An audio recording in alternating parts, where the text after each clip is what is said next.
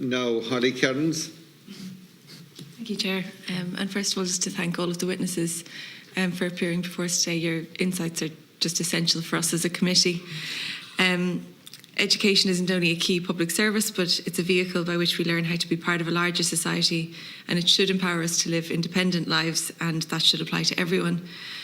We all know there are incredible schools and colleges and training schemes that offer inclusive education for people with disabilities, but we're also aware of the very many shortcomings in our system, and the insights you've provided in your statements illustrate a lot of those shortcomings.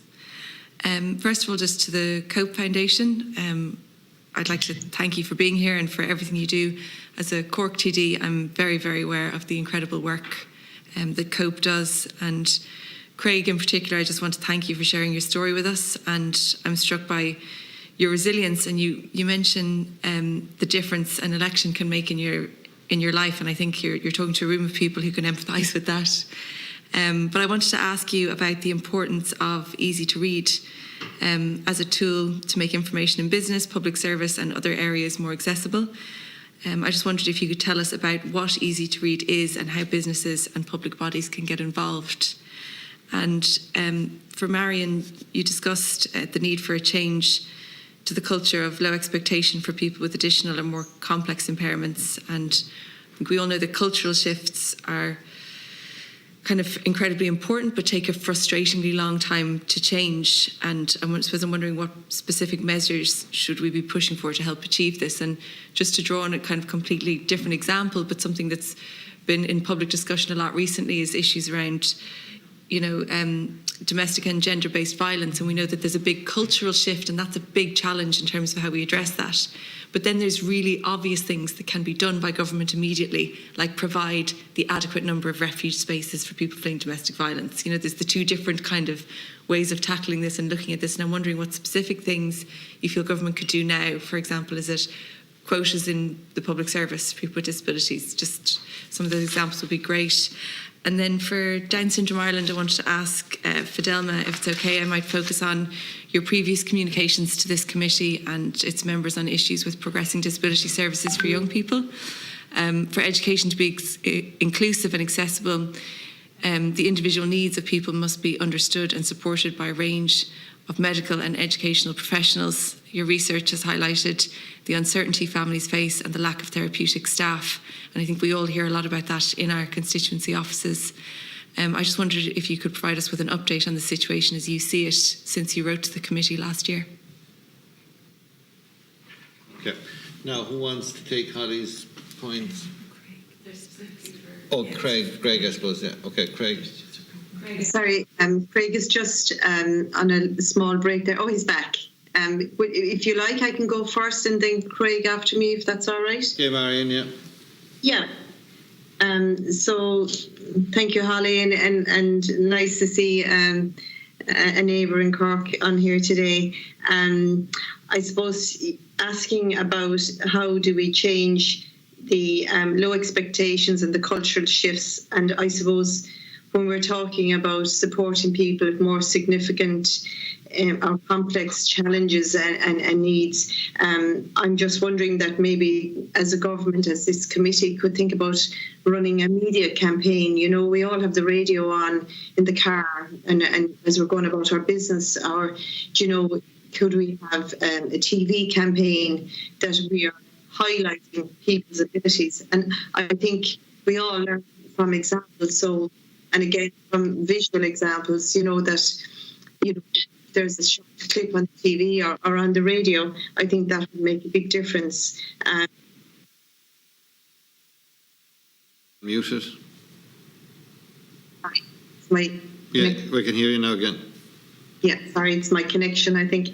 I just think that we don't really often see people, with more significant and complex abilities speaking on television, or on radio. So I think that might be some way of moving this.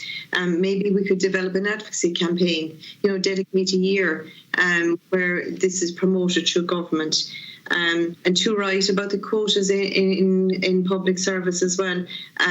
While there is quotas, I think, again, there must be some way of, educating or guiding people how we can open up opportunities, because sometimes, when you're talking to people in public service, there's the recruitment process or the central recruitment process that you have to go through.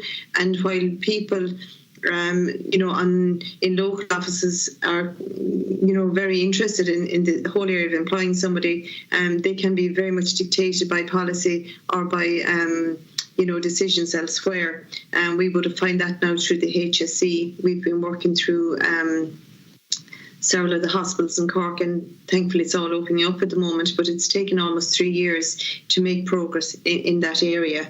So I think, looking at that whole idea of quotas and voluntary quotas maybe, but I don't know, maybe encouraging public services to reach out to the specialist services in their localities, which would be important.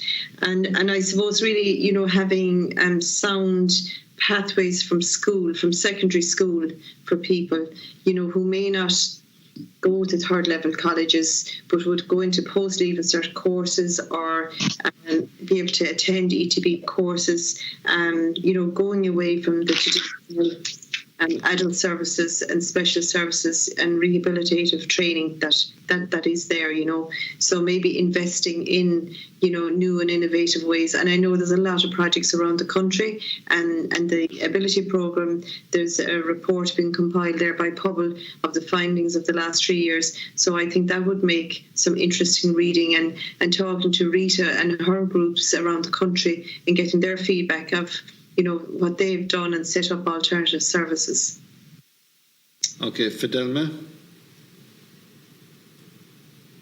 Hi, yes, thank you for having me and for having me as an observer here today. But just to respond to Holly's questions, I suppose one of the biggest areas we're working with at the moment is the lack of the services, the lack of the therapy services for our members. And I suppose being as today is looking at aligning the education here with the UNCRPD, this would work very strongly with Article 7 with children with disabilities, where the therapy provision in this country is falling so far behind, it's almost meaningless, non-existent. The Progressing Disability Services has been set up and it's ongoing, but many areas still have not transitioned to the unified approach that was in the plan, and that still is, I'm sure, in the plan, but many areas have not made the transition to unifying the approach. So as a result, children are waiting several years on a waiting list for therapy, for transitioning. The idea of transitioning from preschool to primary school, there is very little therapy supports. There are very little assessment reports to back it up, because the professionals are not there. The team has not been set up properly and running yet. The regular therapy, for example, for pupils in second level education is so rare. It's almost non-existent, even though these children will have hugely complex language needs, particularly faced by the teenagers. And there's a lot of evidence out there, given the evidence-based therapy that on evidence-based therapy service requirements, is that therapy should be not just alone delivered once a week in an ad hoc basis. Therapy should be delivered several times a week to these cohort of children, both at primary and post-primary schools. And this is falling so far below the required level that the research shows us is necessary. It's meaningless. In some cases, parents are having to opt for private services, employing their own speech and language therapist, but that's not an option for everybody. And I really think it's so vitally important that, the service, the unified approach becomes active, is up and running everywhere. The number of parents I'm dealing with week by week, where they haven't had. I was with a parent actually yesterday whose child hasn't seen a therapist of any sort, occupational therapy, speech and language therapy, for 2.5 years.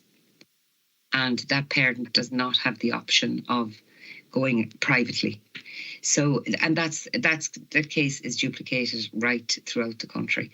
So, we can really look, and absolutely, this is a pure indication of what I think it was maybe Claire said it at the beginning, of where the structures, systems and procedures are impacting on the inclusion and the education journey, not just of young people and adults that are in the further education or the employment, which is, I suppose, the main focus of today, but right across the board at primary and post-primary school. And it really is something needs to be addressed. Within Down Syndrome Ireland, we have just in the last few days finished a new report on the facts and figures that we have gathered from our members over the last few years with the issues with therapies and the progressing disability services unification model.